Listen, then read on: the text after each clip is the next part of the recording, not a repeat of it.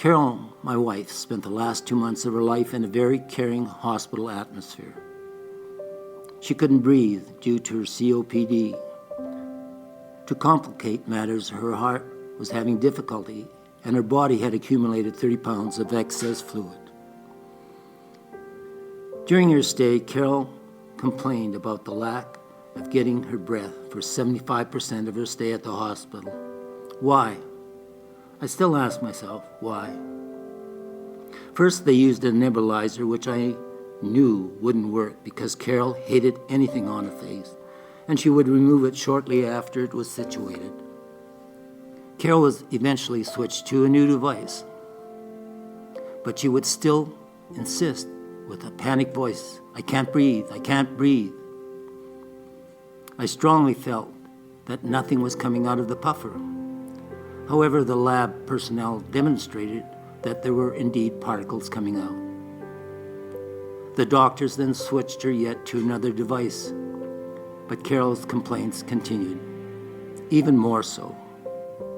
Now I could assist Carol with her breathing by positioning her bed at a specific angle, but this required me to be there all the time. Why were none of these devices working? I repeatedly insisted that this new device was also not working. And after 10 days, a kind nurse heeded my appeal and took it to her supervisor for clarity. Sure enough, Carol was not able to receive the medication as she was not strong enough to activate the puffer, which, when properly activated, would turn the indicator from green to red. Why did it take 10 days to figure this out? Ultimately, the next sequence of devices were introduced. These were excellent, as small plastic capsules were installed into these units, and one could visibly see when the drugs were consumed.